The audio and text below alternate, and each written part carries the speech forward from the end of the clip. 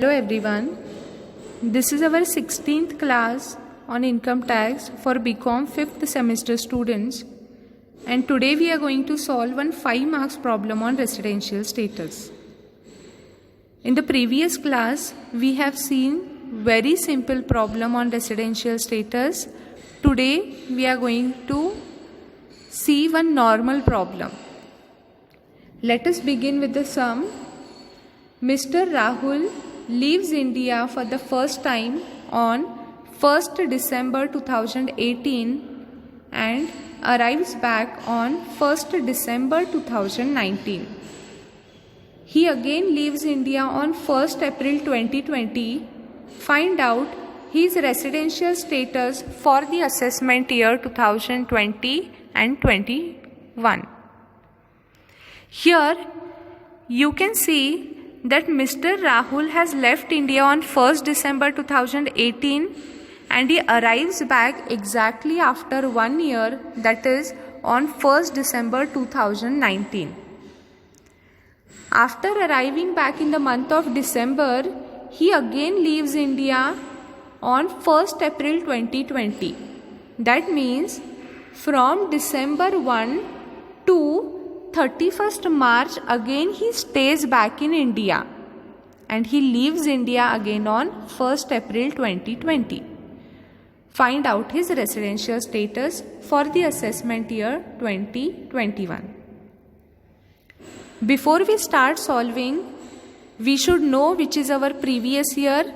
We should know which are our 4 preceding previous year, we should know which are our 7 preceding previous year, etc. So what is our previous year? Our previous year is 2019-20. Our previous year starts on 1st April 2019 and it ends on 31st March 2020. And what is our assessment year? It is 2021. It starts on 1st April 2020 and it ends on 31st March 2021. So right now our previous year is 2019 and 20. And which are our 4 preceding previous years? The 4 years before 2019-20 are our preceding previous years. So our 4 preceding previous years starts from 2015-16, 16-17, 17-18 and 18-19 are 4 preceding previous years. So let us understand the solution now. Mr. Rahul left India in the year 2018. That means he was resident in India during last 4 preceding previous years. That is, just now I told our last 4 preceding previous years starts from 15-16, 16-17, 17-18 and 18-19. So 15-16 completely he stayed in India for 365 days. 16-17 also he stayed in India for all the years. 17-18 also he stayed in India for all 365 days. In year 18-19 up to December, I think December 1 he stayed in India and after that he left India. So 18-19 also he stayed in India, he was resident in India up to December 2018. Now to determine residential status of Mr. Rahul, first we need to calculate number of days stay of Mr. Rahul in India during previous year, that is 2019-20, and our previous year starts between, it is 1st April 2019 to 31st March 2020. Now let us see for how many days Mr. Rahul stayed in India during previous year. Calculation of number of days of stay of any assessee in the previous year is very important to find residential status. If we do not know for how many days a person has stayed in India, we would not be able to find out the residential status of a person.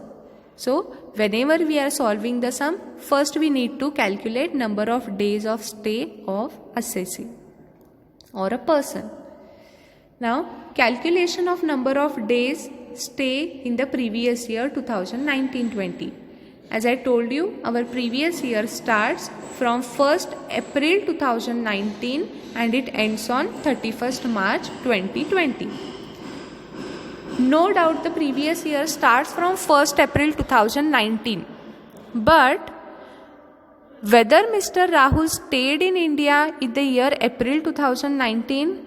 No, because he left India on 1st December 2018 and he arrives back when? Directly in the month of December 2019. So April 2019, May, June, July, August, September, October, November 2019 he was not there in India. That is the reason while calculating number of days stay in India, I have not taken those months. But when you are computing it, you can write April month 0 days, May 0, June, July, August, so on till the month of November you can write 0 days. And from December you can start writing the days. So, in the month of December he is arrived back. That is on 1st December he arrived.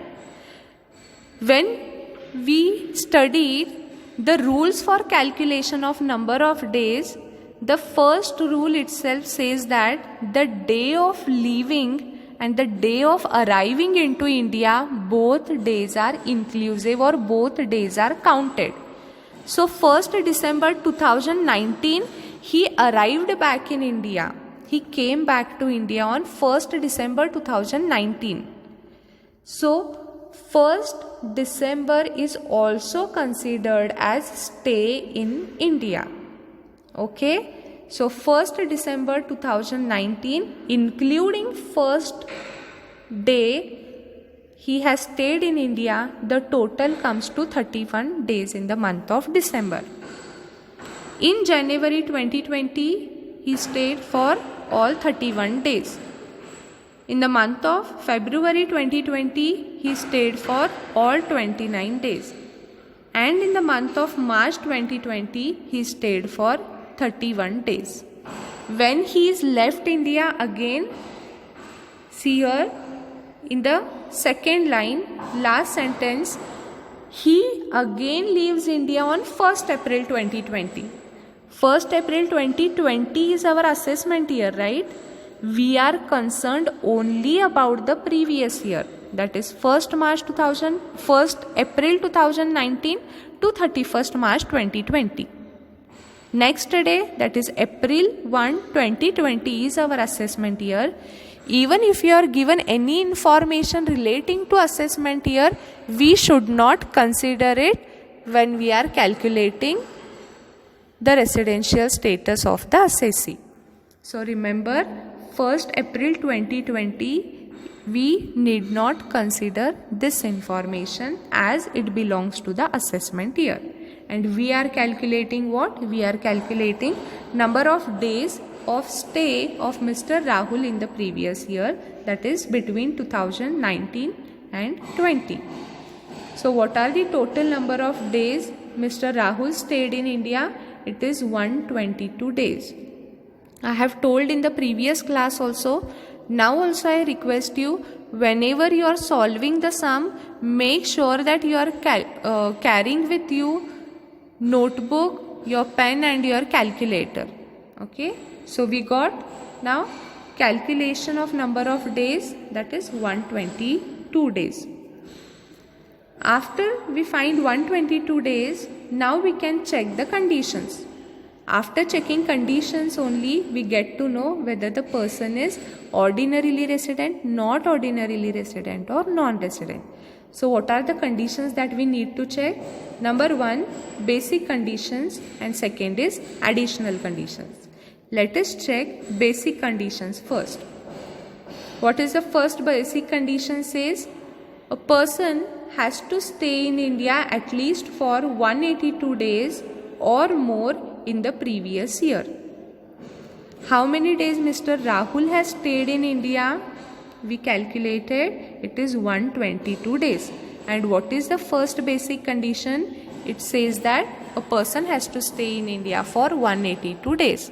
So, Mr. Rahul has not fulfilled first basic condition, as he stayed for less than 182 days. He failed to fulfill or satisfy first basic condition. Therefore, it is written here 182 days or more in the previous year is not fulfilled or is not satisfied. Second, 60 days in the previous year. How many days he has stayed in India? 122 days. That means, yes, he has stayed for more than 60 days in the previous year.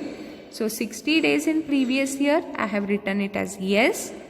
365 days in 4 preceding previous year, yes, because when is he left India for the first time? On 1st December 2018. And our preceding previous years, just check this, that is 2015, 16, 16, 17, 17, 18 up to the month of December 2019 he stayed in India for all complete days. That means he was there in India for 365 days in 4 preceding previous year. Mr. Rahul fulfills only one basic condition. Which condition he fulfills? That is second basic condition. Coming to additional conditions, first additional condition says that a person should be resident for 2 previous years out of 10 preceding previous years. Yes, out of 10 preceding previous years, Mr. Rahul was resident in India for more than 2 years. So the first additional condition is fulfilled. And the second additional condition, 730 days or more out of 7 preceding previous years. Before 2018, he was there in India for all the days. Therefore, definitely he has stayed in India for more than 730 days out of 7 preceding previous years. So, additional conditions. Number 1, resident for 2 previous years out of 10 preceding previous years is fulfilled. Second additional condition, 730 days or more out of 7 preceding previous years is also fulfilled. So, Mr. Rahul fulfills both additional conditions.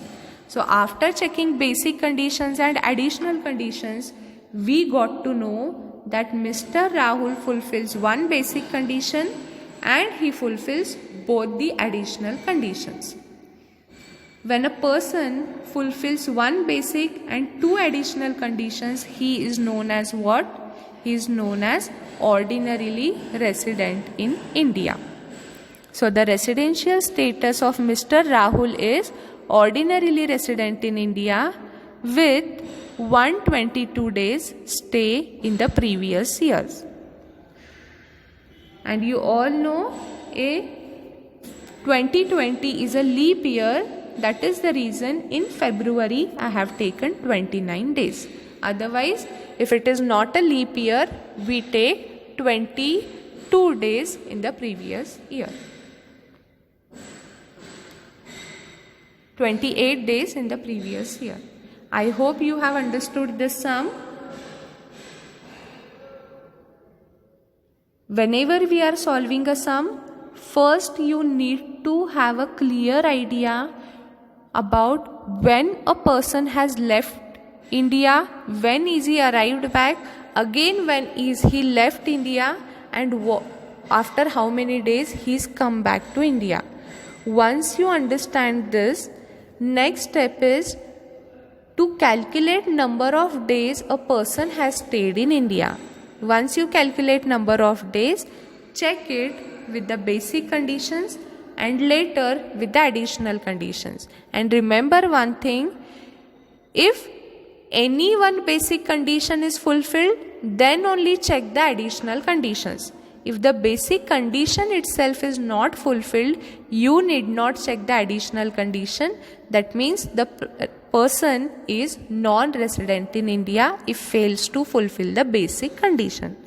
So if you could see that a person has satisfied at least one basic condition, then only you check the additional condition. In today's case, Rahul has fulfilled second basic condition. That is the reason we have checked his additional conditions also. Okay, so I hope you have understood this sum also. Next class we will see some other sum with some new adjustment. Thank you.